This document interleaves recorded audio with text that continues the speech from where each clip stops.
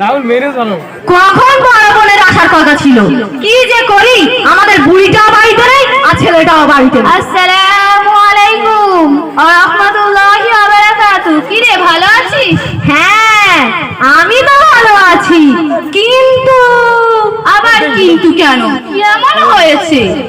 আরে বড় বাবু কি আর বলবো, আমার ছেলে কোথা থেকে একটা কুলুকুড়ি ধরে এনেছে। ওই কুলুকুড়ি যেই দিন আমার বাসায় পা রাখলো সেই দিনই আমার একটা ডিম পাড়া মোড়া আর হাঁসাটা গেল মরে।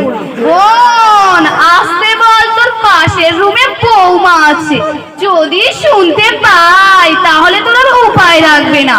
যেমন মিষ্টি মিষ্টি পানি, তেমনি চোখে আগুনের ফুল ঝরে ঝরতে থাকবে। বউ যদি শুনতে পায় তো পা, আমি শাশুড়ি হয়ে বউকে দেখে ভয় পাবো নাকি?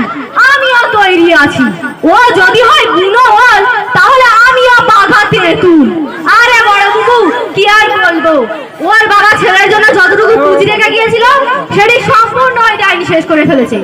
আবার আমি পুঁজি করার জন্য 1 লক্ষ টাকার একটা গ্রুপ লোন তুলে এনেছিলাম, সেটিও ওই ডাইনি সম্পূর্ণ শেষ করে ফেলেছে। জানিস বড় বাবু, ছেলে একদিন আমার ধরে বলছে, মা ব্যবসা ঠিক ভালোই চলছিল, কিন্তু যেদিন থেকে আমি বিবাহ করলাম সেই দিন থেকে শুধু ব্যবসায় লস লস আর লস। লাভের মুখ আর দেখলাম না, শুধু লস আর লস। না রে বোন, না, ওরকম বলিস না, ওরকম বলা উচিত নয়, কারণ রুজি দেওয়ার মালিক আল্লাহ তাআলা। ব্যবসায় লাভ লস তো থাকবেই, ব্যবসা করতে গেলে কখনো লাভ হবে আবার কখনো লস হবে। আল্লাহ তাকদিরে যদি তোর ছেলে লস দিয়ে রাখে তাহলে তোর বৌমা লাভ করতে পারে না, আর আল্লাহ তাকদিরে যদি তোর ছেলে লস দিয়ে রাখে তাহলে তোর বৌমা লাভ করতে পারে না। বল, তোর হিয়ালি কথা আমার একদম সহ্য হয় না, তুই কিচ্ছু জানিস না, তুই চুপ কর। আচ্ছা তুই তো বলবি তোর বৌমা বাপের বাড়ি থেকে এতগুলো জিনিস এনেছে, আর আমার বৌমা? আমি কিছুই বুঝি না, তুই খুব বুঝিস।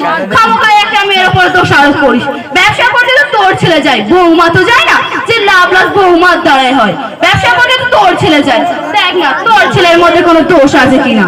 কি আমার ছেলের মতো তুই দোষ খুঁজছিস? আমার ছেলের মতো ছেলে এই পাড়ায় তুই একটা খুঁজে বের করতেন, কারোর মুখে আবার মুখ তুলে কতিও বলে না, যদিও সে একটু ধোঁয়া খায়, কিন্তু তুই আমার সোনা টুকরো ছেলেটাকে খারাপ বলছিস। তুই রাগ করছিস কেন? তোর ছেলের বা খারাপ বলবো কেন? বাড়িতে ব্যবসাটা বরকত হয় সবার জন্য, বাড়ির পরিবারের মধ্যে এবং ব্যবসার টাকার মধ্যে কোন রকম খারাপই থাকলে তার এফেক্ট করে ব্যবসার উপর। বল, তুই বলতে বলতে বলিস কি আমাদের মধ্যেও খারাপই আছে আর ব্যবসার টাকার মধ্যেও খারাপই আছে, যার জন্য ব্যবসার আয় উন্নতি কমে যাচ্ছে আর বাড়ির বরকত নষ্ট হয়ে যাচ্ছে। আরে তোমাদের দুই বোনের মধ্যে আবার কি হয়েছে? আমি রোজ কলেজে যাই, শুনতে পাই তোমাদের মধ্যে কোনো না কোনো অশান্তি হতে থাকে। আজকে আবার তোমাদের দুই বোনের মধ্যে কি হয়েছে? রাগারাগি চেল্লাচিল্লি করছো কেন?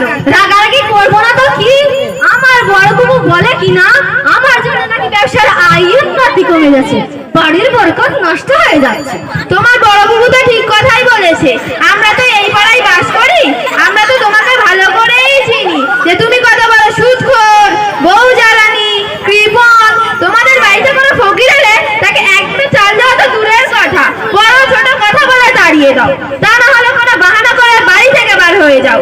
শুধু তাই নয়, মাদ্রাসা মসজিদ থেকে আসলে টাকা থাকার সত্ত্বেও তুমি বলতে পয়সা নেই বলে তাদেরকে ফিরিয়ে দাও।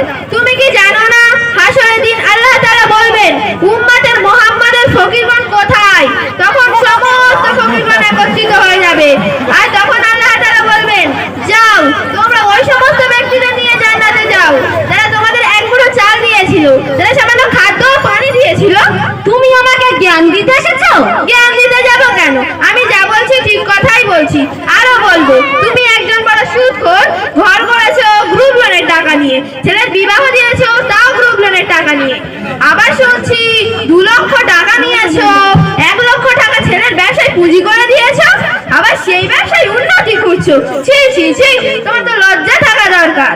দীর্ঘ 24 বছর হয়েছে তুমি আমাদের পাড়ায় বউ হয়ে এসেছো, কোনোদিন শুনিনি ফজরের সময় নামাজ পড়ো আর ফজরের নামাজ আদায় করে ছেলের ব্যবসার জন্য আল্লাহর কাছে দোয়া করো।